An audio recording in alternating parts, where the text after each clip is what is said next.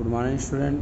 First year की physics classroom में आपका स्वागत है। स्टूडेंट, हम लोगों ने लास्ट टर्म पर फैक्टर्स इफेक्टिंग सरफेस टेंशन पढ़ा था। यानी हम लोग देखिए सरफेस टेंशन चैप्टर चल रहे हैं और उसका एक लेक्चर कंप्लीट हो गया था। ये बेटा सेकंड लेक्चर है और आपने लास्ट टर्म में पढ़ा था कि फैक्टर्स इफेक्टिंग सरफेस टेंशन यानी पृष्ठ तनाव को प्रभावित करने वाले कारक है। पृष्ठ तनाव कैसे हम लोग इंक्रीज़ कर सकते हैं, यानी सरफेस टेंशन जो है वो कैसे इंक्रीज़ कर सकते हैं, कैसे डिक्रीज़ कर सकते हैं, लास्ट डे पढ़ लिया था। आज हम लोग पढ़ेंगे बेटा सरफेस एनर्जी। सरफेस एनर्जी क्या है सुनिएगा। सरफेस एनर्जी देखिए कि आपने पढ़ा था पहले, देखिए फर्स्ट डे पढ़ा था कि सरफेस टेंशन होता क्या है कि लिक्विड के द्वारा अपने मिनिमम एरिया को कवर करने की प्रॉपर्टी को हम लोग क्या कहते हैं, सरफेस टेंशन कहते हैं। यानी किसी भी द्रव द्वारा अपने न्यूनतम क्षेत्रफल को कवर करने की प्रॉपर्टी को क्या कहते हैं, हम लोग पृष्ठ तनाव कहते हैं। द्रव द्वारा न्यूनतम क्षेत्रफल घेरने का गुण जो है पृष्ठ तनाव कहलाता है। तो देखिए लिखा कि at a constant temperature amount of work in expanding the area of free surface of liquid is known as surface energy.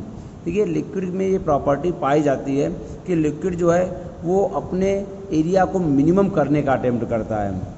क्या बताया गया, लिक्विड में ये प्रॉपर्टी पाई जाती है कि वो लिक्विड अपने एरिया को मिनिमम करने का अटेम्प्ट करता है, जिसको हम लोग सरफेस टेंशन कहते हैं प्रॉपर्टी को। इस प्रॉपर्टी को यानी द्रव में ये गुण पाया जाता है कि द्रव न्यूनतम क्षेत्र पर घेरने का प्रयास करता है। इस गुण को हम लोग पृष्ठ तनाव कहते हैं। अब अगर लिक्विड ऐसे ही मिनिमम एरिया कवर करता रहेगा, धीरे धीरे छोटा होता जाएगा, तो एक कंडीशन ऐसी आएगी जो उसका वॉल्यूम जो है वो ज़ीरो हो जाएगा। फिर सुनिए, लिक्विड में ये प्रॉपर्टी पाई जाती है कि वो अपना एरिया मिनिमम करने का अटेम्प्ट करता है। तो एक कंडीशन ऐसी आएगी कि उसका एरिया क्या हो जाएगा, जीरो हो जाएगा। एरिया जीरो हो जाएगा तो इस कंडीशन में वॉल्यूम उसका बहुत ज़्यादा हो जाएगा। तो ऐसी सिचुएशन में जो फ्री सरफेस है, लिक्विड जैसे क्या कर रहा है, यहाँ पर एक्सपेंड सिकुड़ रहा है, तो यहाँ पर क्या करेंगे, डिप्रेस की बजाय उसको क्या कर दे, एक्सपेंड कर दीजिए। तो एक्सपेंड करने में मतलब उसको एक्सपेंड करने का मतलब उसके आकार को बढ़ाने में जो वर्क होगा उस वर्क को ही हम लोग सरफेस एनर्जी कहते हैं। किसे सरफेस एनर्जी कहेंगे, लिक्विड के फ्री सरफेस को एक्सपेंड करने में, एक्सपेंड मतलब बढ़ाने में जो वर्क किया जाता है उस वर्क को ही हम लोग क्या कहते हैं, सरफेस एनर्जी कहते हैं। किसे सरफेस एनर्जी कहेंगे, द्रव के मुक्त पृष्ठ के विस्तार में किए गए कार्य को हम लोग क्या कहते हैं, पृष्ठ ऊर्जा कहते हैं। किसे पृष्ठ ऊर्जा कहेंगे, सरफेस एनर्जी मतलब पृष्ठ ऊर्जा। तो द्रव के मुक्त पृष्ठ यानी जो सबसे फ्री सरफेस है उसके विस्तार में किए गए कार्य को पृष्ठ ऊर्जा कहते हैं। एक बात और बता दें कि जो एक इसमें वर्ड यूज़ करेंगे फिल्म। फिल्म क्या होता है बेटा कि द्रव की जो सबसे ऊपरी परत है, द्रव की सबसे ऊपरी परत है, उस ऊपरी परत को हम लोग फिल्म कहते हैं। द्रव की सबसे ऊपरी परत को क्या कहते हैं भैया, फिल्म कहते हैं। अब नेक्स्ट टॉपिक है सरफेस एनर्जी। समझ में आया कि नहीं। तो सरफेस एनर्जी क्या बताएगा कि लिक्विड के फ्री सरफेस के एक्सपेंशन में जो वर्क किया जाता है उसे हम लोग सरफेस एनर्जी कहते हैं। मुक्त पृष्ठ के विस्तार में जो कार्य किया जाता है उसे हम लोग क्या कहते हैं, पृष्ठ ऊर्जा कहते हैं। फिल्म बताया, फिल्म क्या होता है कि जो आउटर लेयर ऑफ वाटर या लिक्विड भी कह सकते हैं, outer layer of liquid that is in contact with air is known as film. यानी द्रव की वह परत जो एयर के कांटेक्ट में होती है उसे क्या कहते हैं, हम लोग फिल्म कहते हैं। अब बात आती है work done in expanding free surface of liquid. Work done in expanding free surface of liquid, liquid के फ्री सरफेस को एक्सपेंड करने में कितना वर्क किया जाएगा। मतलब द्रव का मुक्त पृष्ठ है, मुक्त पृष्ठ सिकुड़ने का प्रयास करता है ना, सरफेस टेंशन के कारण सिकुड़ने का प्रयास करता है, तो उसको एक्सपेंड अगर करना है तो एक्सपेंड करने में कितना वर्क किया जाएगा। हिंदी में समझें भैया कि द्रव का जो मुक्त पृष्ठ है वो हमेशा सिकुड़ने का प्रयास करता है, तो उसको अगर विस्तार में लाया जाए, एक्सपेंड किया जाए तो कितना वर्क करना पड़ेगा, निकालना है। तो हमने मान लिया कि एक फिल्म यानी लिक्विड की आउटर लेयर जिसको कहते हैं, एक फिल्म एक फ्रेम ABCD और वायर PQ के बीच फार्म की गई है। एक फिल्म फ्रेम ABCD और वायर PQ के बीच फार्म की गई है। मतलब एक द्रव की फिल्म है जो फ्रेम ABCD और तार PQ के बीच बनी हुई है। लिक्विड का जो सरफेस टेंशन वो कहता है कि इसका फ्री सरफेस जो है सिकुड़ने का प्रयास करता है।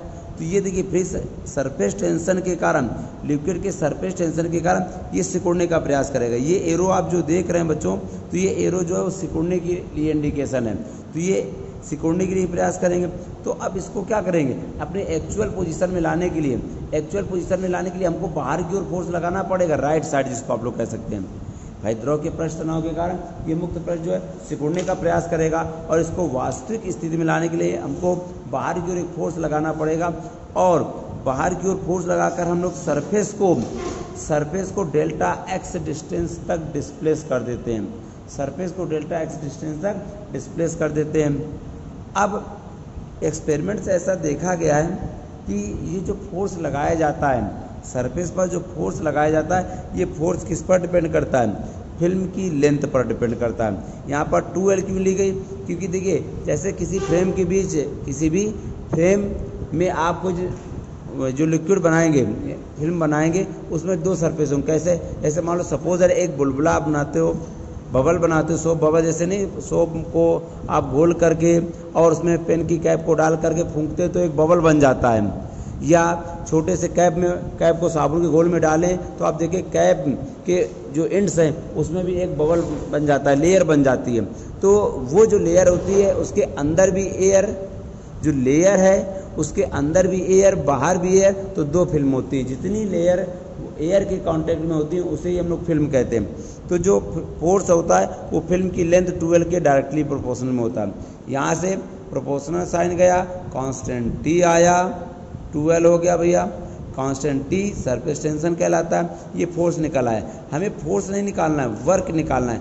तो वर्क का फार्मूला क्या होता है, force into displacement, force F displacement delta x, F की जगह T इंटू 2L लिख दिया, तो 2L इंटू डेल्टा x, समझिएगा 2L into delta, 2L into delta x, 2L जो है लेंथ का काम कर रहा है और डेल्टा x डिस्प्लेसमेंट या ब्रीथ का काम कर रहा है। तो लेंथ इंटू ब्रीथ जो होता है एरिया होता है, लेकिन चेंज इन लेंथ है, डिस्प्लेसमेंट है, तो यहाँ पर डेल्टा A हो जाएगा।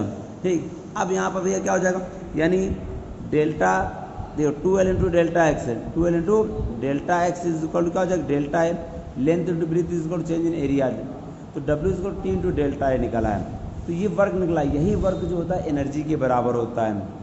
अब surface tension on the basis of surface energy, तो सरफेस एनर्जी के बेस पर surface tension W is equal to T delta A लगाया, अभी डेराइव किया आपने, T is equal W upon delta A, delta A को यूनिट कंसीडर कर लो, तो T इज इक्वल W, यानी यूनिट एरिया को एक्सपेंड करें, फ्री सरफेस के यूनिट एरिया, फ्री सरफेस को एक्सपेंड करने के लिए, फ्री सरफेस को एक्सपेंड करने के लिए, यूनिट एरिया में को एक्सपेंड करने के लिए जितना एनर्जी चाहिए उस एनर्जी को हम लोग सरफेस टेंशन कहें। फिर सुनिए, अमाउंट ऑफ वर्क डन, आप इसको सरफेस एनर्जी भी कह सकते हैं।